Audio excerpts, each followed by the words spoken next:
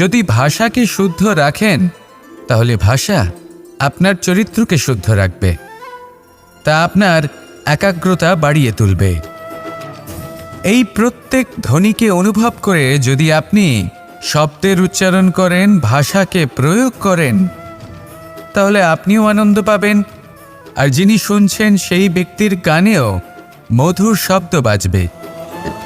তাই মনে রাখবেন, যে ব্যক্তি ভাষার পবিত্রতাকে সম্মান করে তাকে সংসারও সম্মান করে। ভাষাকে শুদ্ধ এবং পবিত্র রাখুন, তাহলে ভাষা আপনার চরিত্রকেও শুদ্ধ এবং পবিত্র রাখবে। আর এই মন সুপ্রসন্ন হয়ে বলবে, রাধা রাধা। এ হলো রামায়ণের সময়কালের কথা। সেতু নির্মাণ করার কাজ চলছিল। সমস্ত বানর সেনা এই কাজে নিযুক্ত হয়েছিলেন। বড় বড় পাথর তুলে নিয়ে এই বানর সেনা সমুদ্রে ফেলছিলেন। এই কাজ চলছিল। এমন সময় ছোট্ট একটা কাঠবিড়ালি এলো। ছোট ছোট মাটির ডেলা হাতে নিয়ে সাগরের কাছে যাচ্ছিল আর বড় বড় পাথরের পাশে রেখে দিচ্ছিল, যথাসম্ভব সেখানে রেখে আসছিল। সারা দিন ধরে সে এই পরিশ্রম করেই যাচ্ছিল। এবার শ্রীরাম তার এই কাজ দেখতে পেলেন। সেই ছোট্ট কাঠবিড়ালিটিকে নিজের হাতে তুলে নিলেন এবং অত্যন্ত ভালোবেসে তার পিঠে হাত বুলিয়ে দিলেন। কথায় আছে যে কাঠবিড়ালির পিঠে যে দাগ আছে, সেই 3টি দাগ এসেছে শ্রীরামচন্দ্রের 3 আঙুলের থেকে। যে কাজ আপনি করছেন তাতে সমস্ত শক্তি প্রয়োগ করুন। যতটা আপনার সামর্থ্য রয়েছে, যতটা আপনার প্রতিভা রয়েছে, সম্পূর্ণভাবে উৎসর্গ করে দিন। ঠিক এমনভাবে কর্ম করুন। সেই কাঠবিড়ালি কিন্তু তাই করেছিল। সেই জন্য শ্রীরামের সাথে সেও সেই কাহিনীতে অমর হয়ে গেছিল। সম্পূর্ণ শক্তি প্রয়োগ করুন, সম্পূর্ণ সামর্থ্যের সাথে কর্ম করুন, কারণ এটাই হলো শ্রেষ্ঠ পথ কোনো কর্ম করার। আসুন আমার সাথে ভালোবেসে বলুন, রাধা রাধা। এই সংসারে যখন সাফল্যের পথে আপনি অগ্রসর হবেন, তখন আপনার পরিশ্রম, একাগ্রতা, সাহসের সাথে সাথে সমাজের মানসিকতাও সহ্য করতে হবে। প্রত্যেক ব্যক্তি কিছু না কিছু ভাবেন, কিছু না কিছু বলেন। কিছু মানুষ এমন আছেন যারা ভাববেন যে আপনি কিছুই করতে পারবেন না। তারা আপনার নিন্দা করবেন, আর এই নিন্দার কথা ভেবেই আমরা ভয়ভীত হয়ে পড়ি। সেই কারণে নিজেদের আশা, নিজেদের বিশ্বাস হারিয়ে ফেলি। এবার যদি সেই নিন্দার ভয়ে আমরা লক্ষ্যচ্যুত হই, তাহলে সেটা অনুচিত। সেই জন্য জীবনে শুধু পরিশ্রম করতে থাকুন, সামনে এগোতে থাকুন।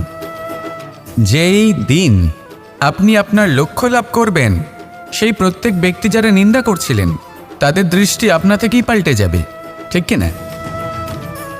এই সংসারকে যা প্রাণ চায় তাই বলতে দিন। যদি আপনি কারোর কথা শুনতে চান, তাহলে নিজের অন্তরের কথা শুনুন।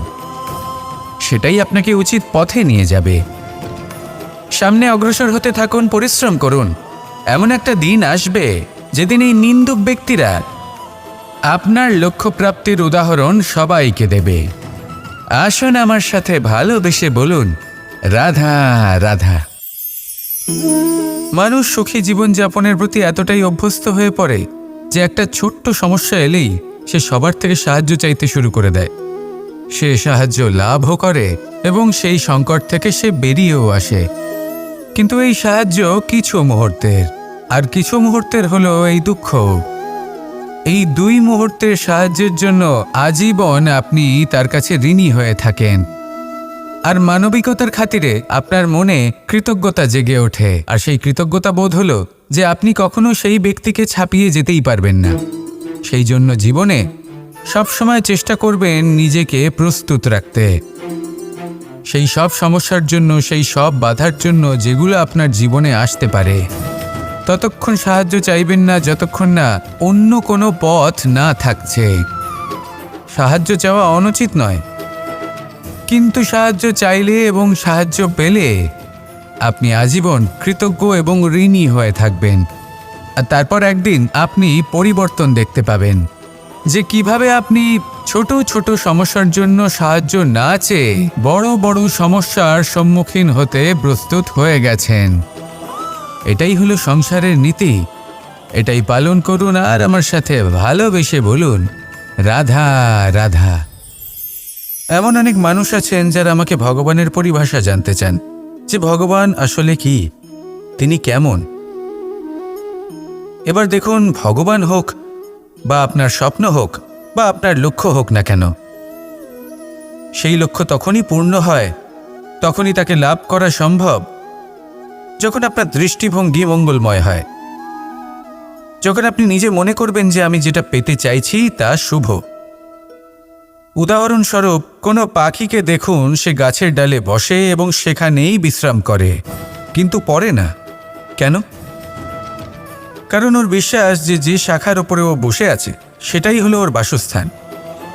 যদি আপনি বিশ্বাস করেন তাহলে আপনি পাথরের মধ্যেও ভগবান দর্শন করতে পারবেন।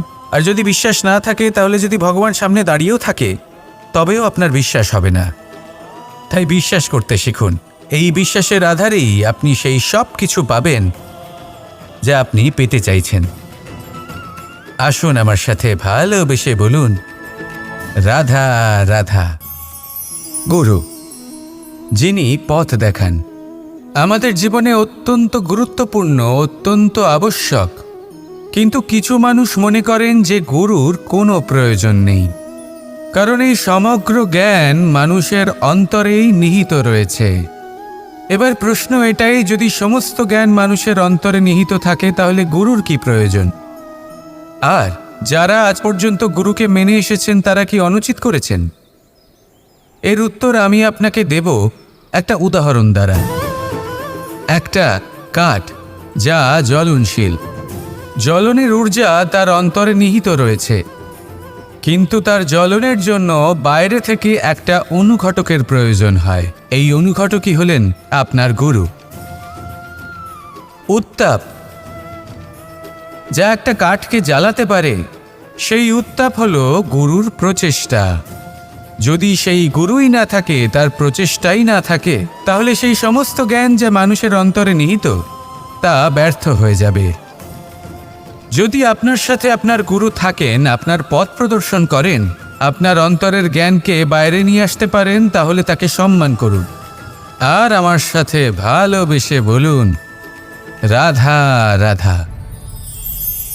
असतो मा सद्गमय, तमसो मा ज्योतिर्गमय, মৃত্যুর্মা মৃতঙ্গময়। জ্ঞান সেটাই যা অসত্য থেকে সত্যের পথে চালিত করে। প্রকাশ সেটাই যা অন্ধকার থেকে আলোর পথে নিয়ে আসে। জীবন সেটাই যা মৃত্যু থেকে অমরত্বের পথে নিয়ে যায়। এবার এই তিনটে, জ্ঞান, জীবন এবং প্রকাশ, একই রকম। শূন্য থেকে এর উৎপত্তি হয় এবং আস্তে আস্তে আপনার জীবনে বিস্তার লাভ করে। এবার আমরা এটাই ভাবি যে কেমন করে এই তিনটিকে আগলে রাখা যায়। এর উত্তর হলো, এদের আগলে রাখার প্রয়োজনই নেই, ভাগ করে দিতে হবে। কোনো বৃক্ষকেই দেখে নিন, একটি বৃক্ষ অনেক বছর ধরে বেঁচে থাকে। কেন? কারণ সে ভাগ করে দিতে জানে। সে নিজের বীজ ছড়িয়ে দেয়, এই ধরিত্রীতে দেয়, সেই বীজ যা অঙ্কুরিত হয়ে এক নতুন বৃক্ষকে জন্ম দেয়। শুধু ছড়িয়ে দিয়ে একটি বৃক্ষ জীবন দান করতে পারে।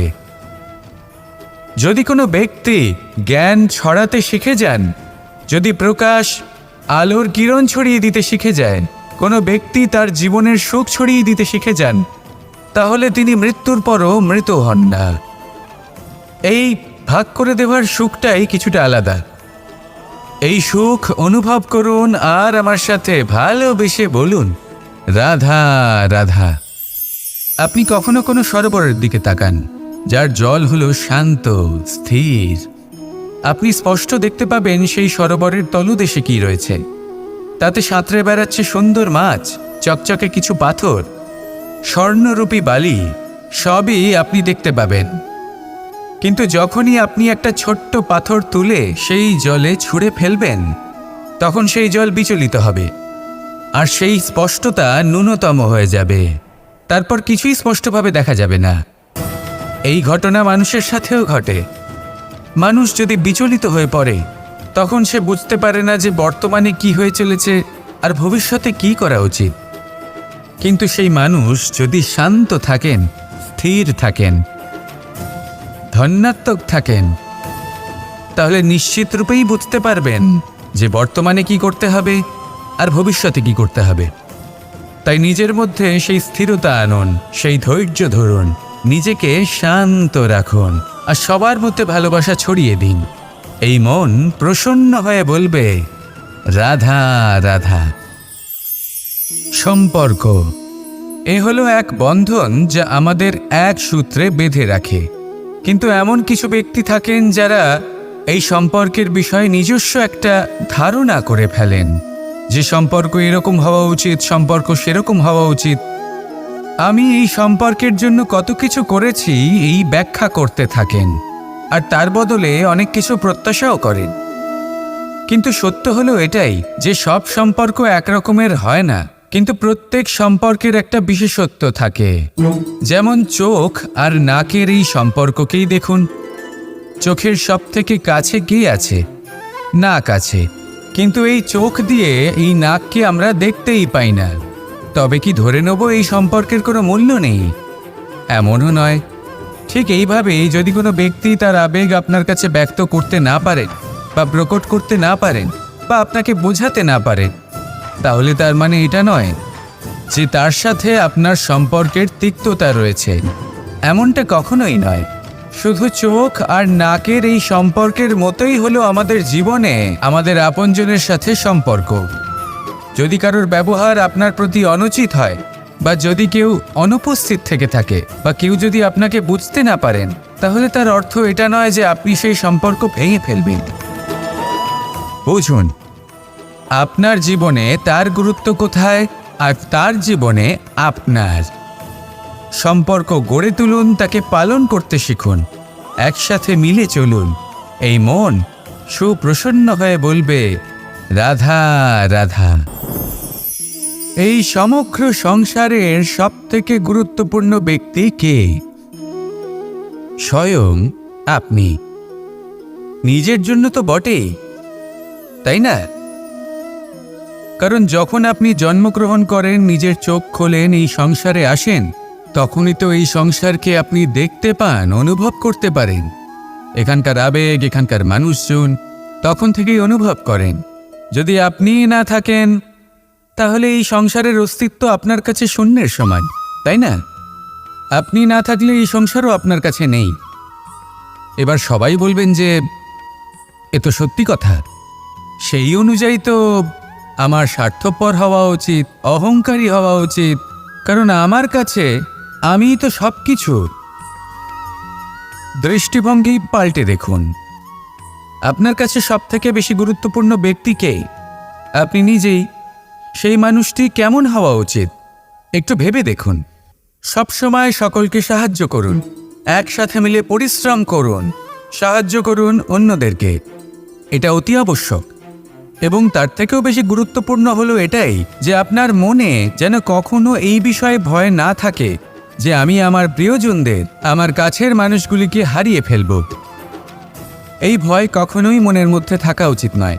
যদি ভয় থাকে তাহলে থাকুক এই বিষয়ে যে সকল মানুষ আমার জীবন থেকে, আমার থেকে দূরে চলে যাচ্ছেন, তাদের বাধা দিতে দিতে আমি যেন নিজেকেই না হারিয়ে ফেলি, নিজের অস্তিত্বকেই না হারিয়ে ফেলি, নিজের ব্যক্তিত্বকে, নিজের বিচারধারাকে, নিজের করুণার শক্তি না হারাই। তাহলে এই ভয় ত্যাগ করুন আর আমার সাথে ভালোবেসে বলুন, রাধা রাধা। এই ফল কি তা বলার কোনো প্রয়োজন নেই। এই ফল কতটা সুস্বাদু সেটাও বলার কোনো প্রয়োজন নেই। ধরুন এমন কোনো মানুষ আসলেন যিনি জানেন না এটা কোন ফল।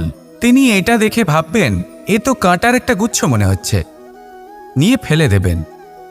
সেখানে দ্বিতীয় কোনো ব্যক্তি যিনি বুঝদার, তিনি দেখবেন, ভাববেন যে প্রকৃতি এর গায়ে এত কাঁটা কেন দিয়েছে? অবশ্যই সুরক্ষার জন্য দিয়েছে, অর্থাৎ ভিতরে অবশ্যই অমূল্য কিছু রয়েছে। সেই ধরনের ব্যক্তি এই ফলের অন্তরে প্রবেশ করেন এবং এই ফলের আনন্দ উপভোগ করেন। এরকমই কিছুটা আমাদের সংসারেও আমরা দেখতে পাই। প্রত্যেক দিন আমরা নতুন নতুন মানুষের সাথে পরিচিত হই। এমন কিছু ব্যক্তি থাকেন যাদের সাথে প্রথম আলাপের পর আমাদের এটা মনে হয় যে এই ব্যক্তিকে দেখে একটু রাগী ব্যক্তি মনে হচ্ছে, বড়ই অহংকারী বোধ হচ্ছে, উদ্ধত মনে হচ্ছে। বেশিরভাগ মানুষ প্রথম আলাপের পরে তাদের সাথে দূরত্ব বজায় রাখবেন, কিন্তু যিনি বুঝদার ব্যক্তি তিনি ভাববেন যে এই ব্যক্তি এমন কেন করছেন। হয়তো সুরক্ষার খাতিরে এই ব্যক্তি নিজেকে এরকম করে তুলেছেন যাতে অন্য কোনো ব্যক্তি এসে ওনার সময় নষ্ট না করেন, ওনার আবেগের সাথে ছলনা না করেন, খেলা না করেন। হয়তো অতীতে এমন কোনো ঘটনা ঘটেছে যার জন্য এই ব্যক্তি কিছুটা এরকম হয়ে গেছেন। এমনই একজন ব্যক্তি সেই ব্যক্তির মনের গভীর পর্যন্ত পৌঁছতে পারেন আর সেখান থেকে শুভ গুণগুলিকে বাইরে বের করে আনতে পারেন। এরকমই ব্যক্তি হয়ে উঠুন, এমন বুঝদার ব্যক্তি হয়ে উঠুন যিনি সামনের ব্যক্তির খারাপ গুণগুলিকে অবহেলা করে হৃদয়ের অন্তঃস্থল থেকে শুভ গুণগুলিকে প্রকাশিত করে এবং সেই ব্যক্তিকে দেখাতে পারে। এমন ব্যক্তি হয়ে উঠুন যিনি নিজের জীবনকেও সফল করে তোলেন এবং অন্যের জীবনকেও। আসুন আমার সাথে ভালোবেসে বলুন, রাধা রাধা। আমি জীবনে অনেক ভালো মানুষের সংস্পর্শে এসেছি। এমন ব্যক্তি যিনি আজীবন জ্ঞান লাভ করে থাকেন, পড়তেই থাকেন, পড়তেই থাকেন, জ্ঞান অর্জন করতেই থাকেন, অত্যাধিক জ্ঞান অর্জন করতে থাকেন। কিন্তু এইটুকুই কি যথেষ্ট? ধরে নিন কোনো ব্যক্তি শিল্পকলার বিষয়ে অনেক বই পড়ে ফেলেছেন, কিন্তু কখনো শিল্পকর্মই করেননি। তাহলে সেই জ্ঞানের কী লাভ? কোনো লাভ নেই।